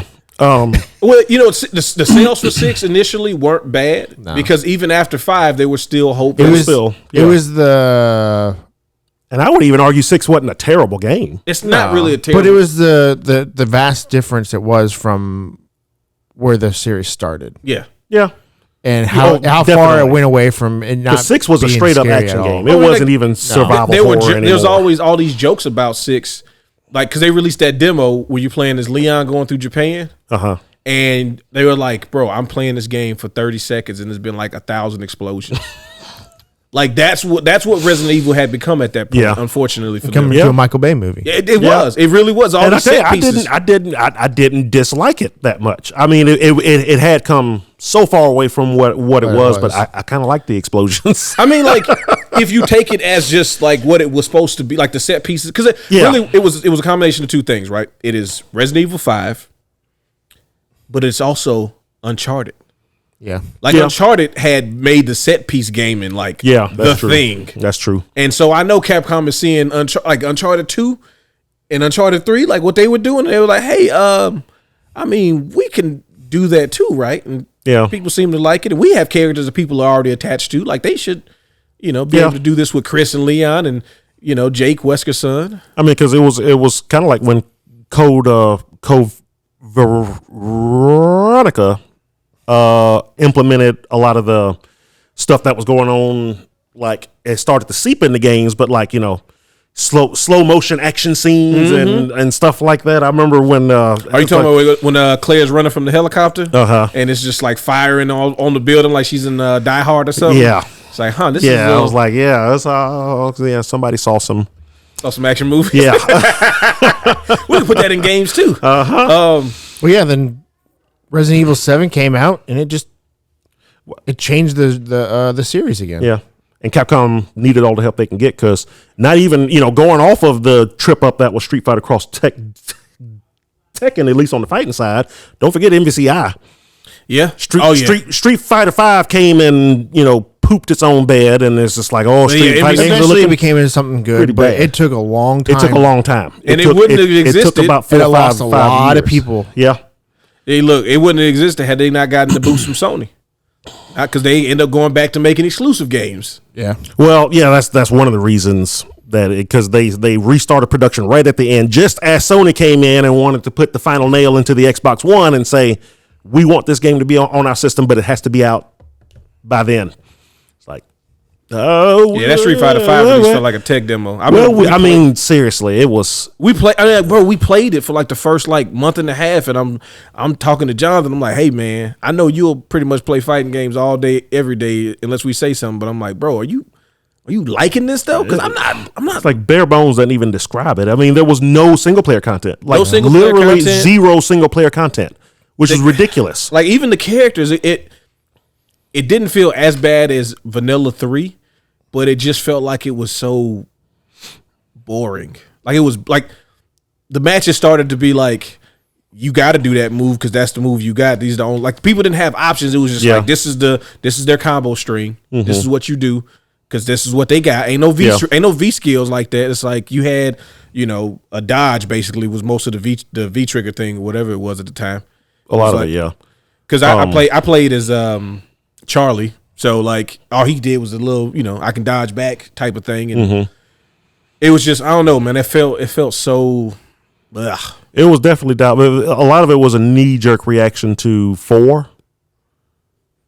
So much stuff can be started off on light kick, and then into a full combo after that, and a lot of folks really didn't like that. Especially a bunch of the idea of 5 was it was supposed to be more newcomer friendly.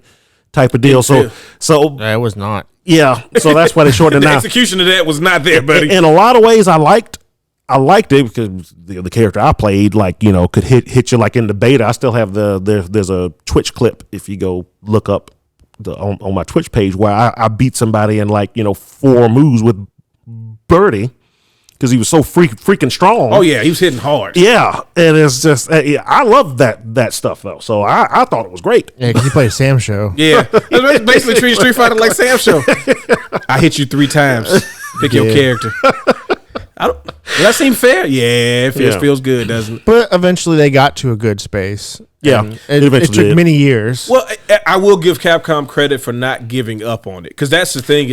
They couldn't. It was still, as much as everybody hated that game, it was still the #1 esports thing, which kind of really shocked me. I remember down here there wasn't a lot of other fighters that. Yeah, fighting games kind of dipped around there. Yeah, like there was another. Yeah, it was on the downslope, right? Because MVCI comes out and it's like it's not very good.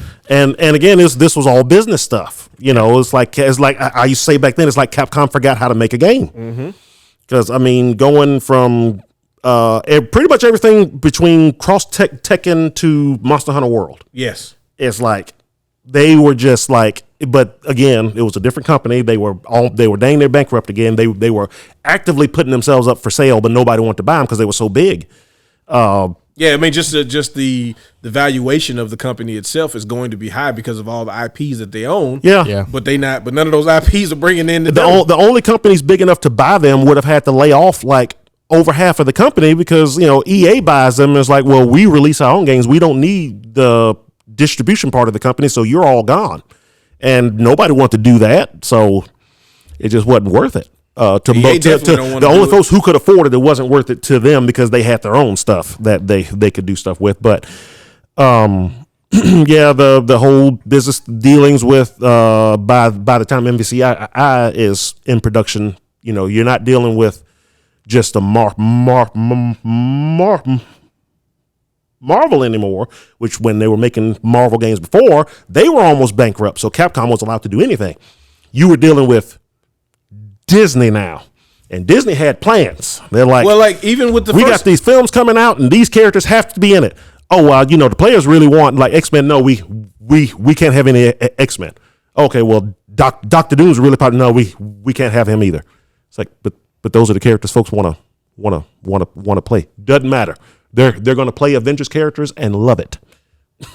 Give the new characters all of those characters moves and they won't notice a thing. Yeah, pretty much. They're just functions. Yeah, and again, it just put such a bad taste in everybody's mouth. Just the functions thing, which I understood what he was saying. Of course, you understand what he's saying. Yeah. But like you don't get to talk to us like that if you want me to buy it. Exactly. Like it just already felt like such a slap after the Street Fighter Cross Tekken thing. Well, obviously they learned the lessons. This roster's kind of iffy, but I understand Marvel and Disney have their own thing in it and everything. It's, but again, not a bad game. No, not a bad game. But they obviously had the B team, some would even say the C team, developing it, like looks wise. Because there was a lot of that weird, realistic anime aesthetic that they were going for was not working. They had Chun-Li looking crazy out here. Like that Chun-Li picture is legendarily bad. God, yeah. And it's not even just because like she looks weird. It's like she looks weird in comparison to all the other characters who already look weird. Yeah. How you look the weirdest? Yeah. So you combine all of that up to a point where Monster Hunter World comes out and folks just aren't expecting anything from Capcom anymore. But all of a sudden, Monster Hunter World catches on. It's finally the Monster Hunter that catches on in North America. It does. It caught fire. It caught fire. And so it's like, but it felt more like a lucky hit than a home run, But then, like you said, RE7 comes out. And now it's like, well, now it feels like Capcom knows how to make games again because this completely changes the franchise around. It takes it to first-person view. I mean, do you remember the demo for RE7? Yeah. Oh, that sold the game. Yeah. 100%. Hey, when people was running around talking about welcome to the family, son. Don't answer the phone. And that demo was only, 15 minutes long? 15 minutes. It wasn't long at all. The actual gameplay, because 5 minutes of it is really just cutscenes. Pretty much. Talking about the demo? Yeah. You really just kind of walk around the first floor and a half, then you can go down into the thing, you go up to the cellar. And Yep. But at some point, he's going to tell you, welcome to the family. Yeah. That changed. And then in 2019, they released the Resident Evil 2 remake. Yeah. And everybody is just clamoring, when will you make 3? My God. When will you make 4? And we're about to get 4. When you gonna remake 1? We got 4 last week. Yeah. When we gonna remake 1? Yeah, that's what I'm hoping. That's the next thing they do. I think honestly, what I think they should do, because I know. Yeah. What I think they should do is they really should do. Remember how they did the Origins pack with 0 and 1? 0 was fun too. They just need to go ahead and say, look, let's do an Origins remake.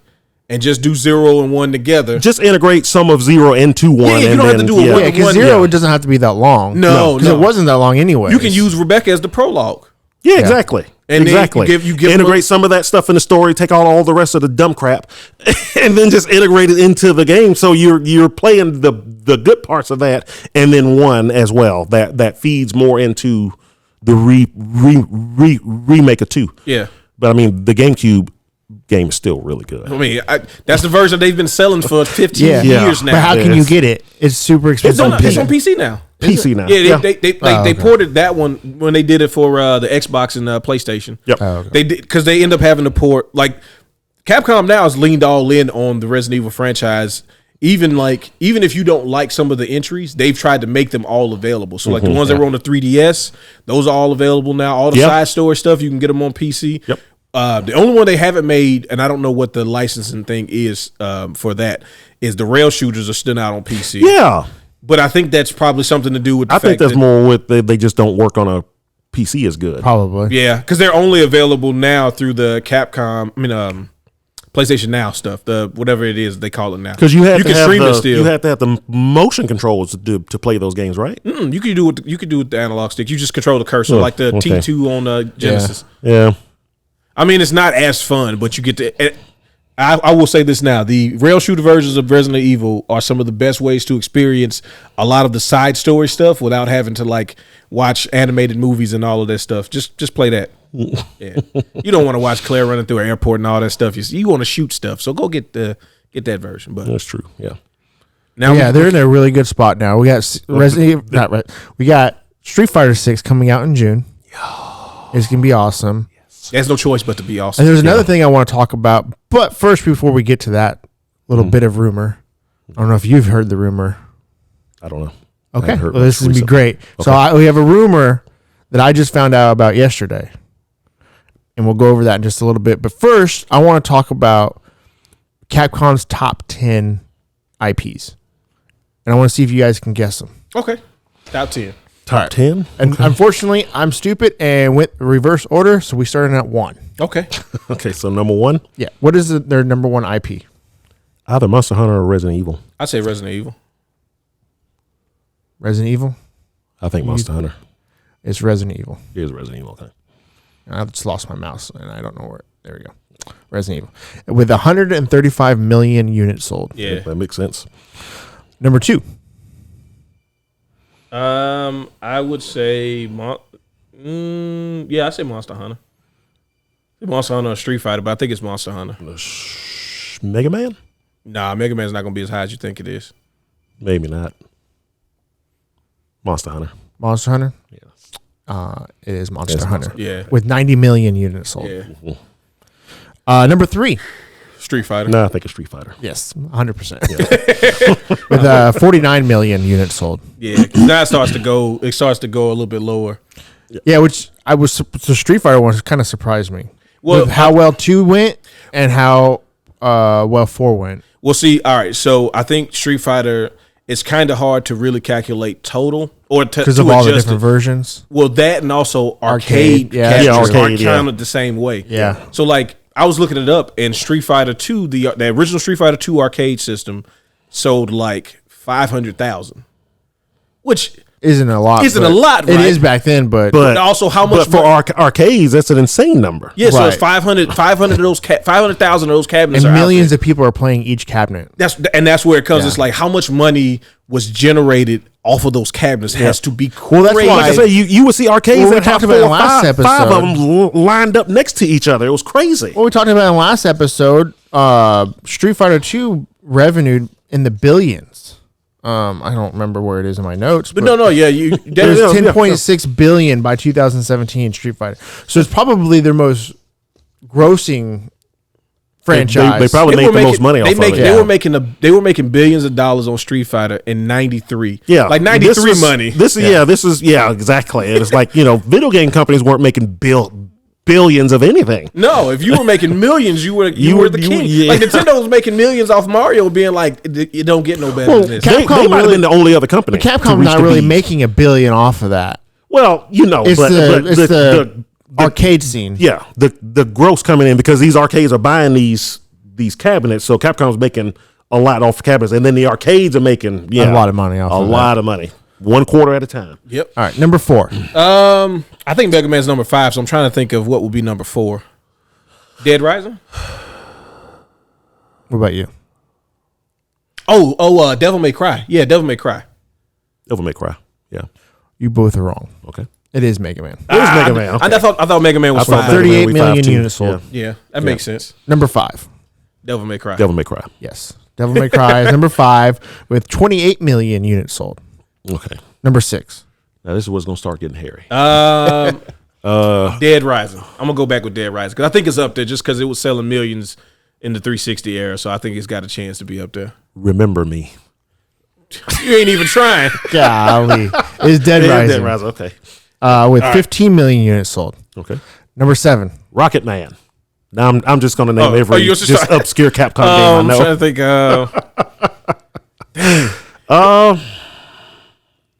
Onimusha. Yeah, I'm thinking Onimusha. No. Nope. Marvel vs. Capcom series. Oh, okay. Yeah, Yeah, that 10 makes million sense, units sold. Yeah.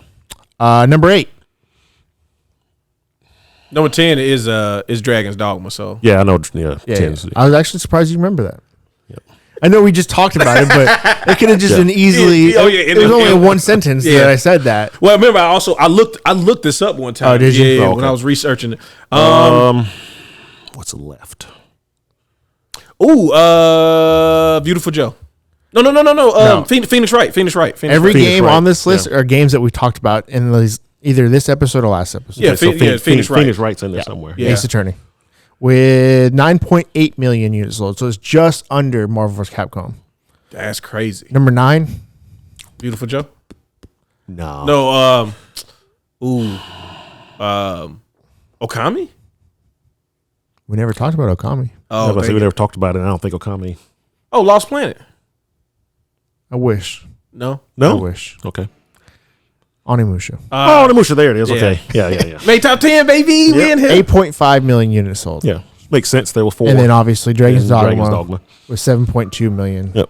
units sold. So So yeah, that's their top 10 franchises. That ain't a bad list, buddy. No. Like there's a lot of companies who people might think are bigger than Capcom who ain't got a list like this. No.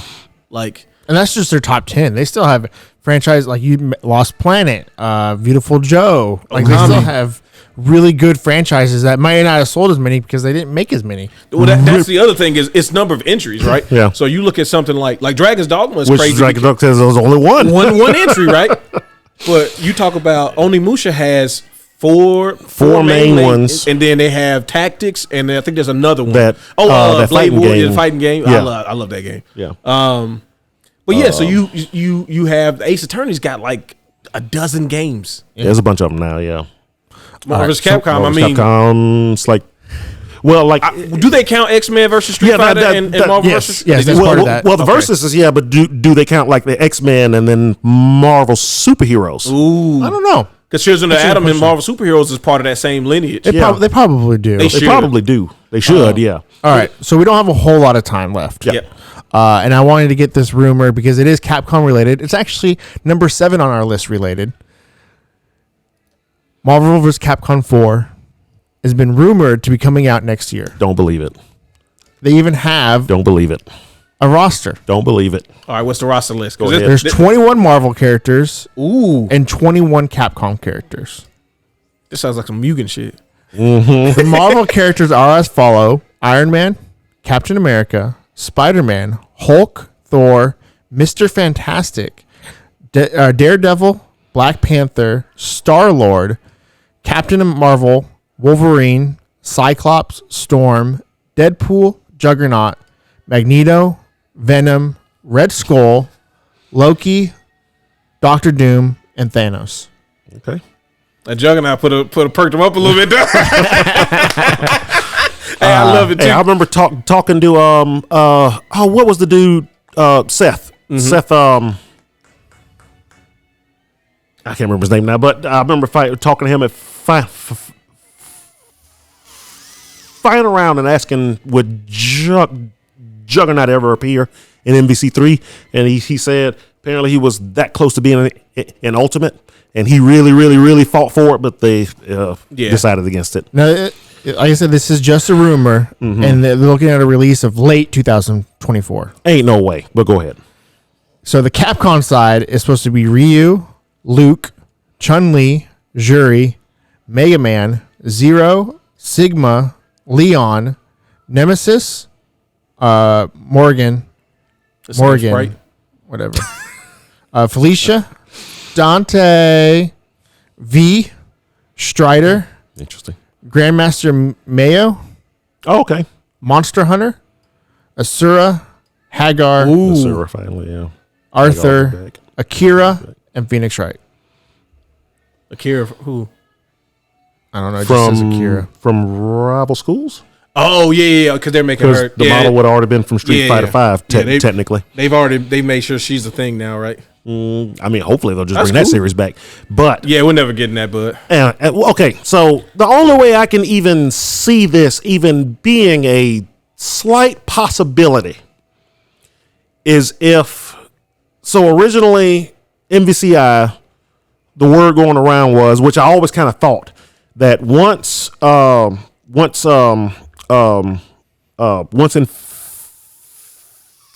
Infinity War came out, then the Disney side wouldn't care what characters they put in, and Capcom had already started working on what would have been the next batch of characters for the game, including the X-Men characters and stuff. Because folks always get this mixed did they up. put X-23 on Infinite? Marvel, no. It was only Venom, on NBC3. Venom, and Black Panther. Venom, Black Panther, and Winter Soldier That's what. Yeah, were the only characters added. But yeah, folks always get it messed up that Marvel doesn't have the rights for any of those Fox characters. Yeah. They always had the rights to put any of their characters in any game. This was They just don't have the movie rights. right. Fox and they had, didn't want to promote non. and at the time they didn't want to promote anything that they didn't own. That's why the X-Men 'Cause they were characters trying and to drive the price Fantastic down. Four characters, yeah. I mean, that's what it was. It was didn't like show up. we're gonna starve. They basically what they did when Disney got Marvel was they basically starved out the Fox stuff. Or being like- they tried anyway. Yeah, that's what I'm saying. But They were Fox like- had other issues that eventually brought it along. But yeah, so the rumor going around is that they were working on a lot of the characters on this list, which is what makes it believable, which is also why I think it's a lie, because somebody just took like a little piece of truth that they know exists and surrounded it in a big lie and threw it out there just to get everybody I excited. mean, that's the way you do it, though. Yeah, right? I You know. take a nugget of truth. I and don't, surrounded by. I don't care. I hope it doesn't come out because it doesn't have fucking Gambit, and that's all that matters. There's always DLC, man. Yeah, But yeah, we'll leave that tidbit. I hope everybody enjoyed these 2 episodes of our history of Capcom. Please let us know if you who you want to hear next in our next Yes. TimeSplitters episode. It won't be for a couple months, obviously. We'll go back to regular and we got some stuff. Oh, shit. we can, yeah. Yeah, we got some stuff coming because there's been a lot of gaming news, and we gonna. Oh, I definitely want to talk about next week, Fortnite Creative 2.0. Oh yeah. Oh, you starting to see some stuff? Yeah, I saw. I went and watched the videos and stuff. Yes, it's But yeah, I won't be here.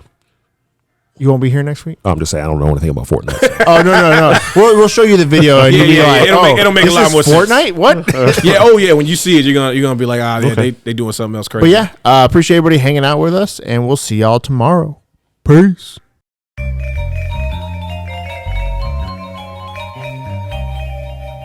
Crossover combination.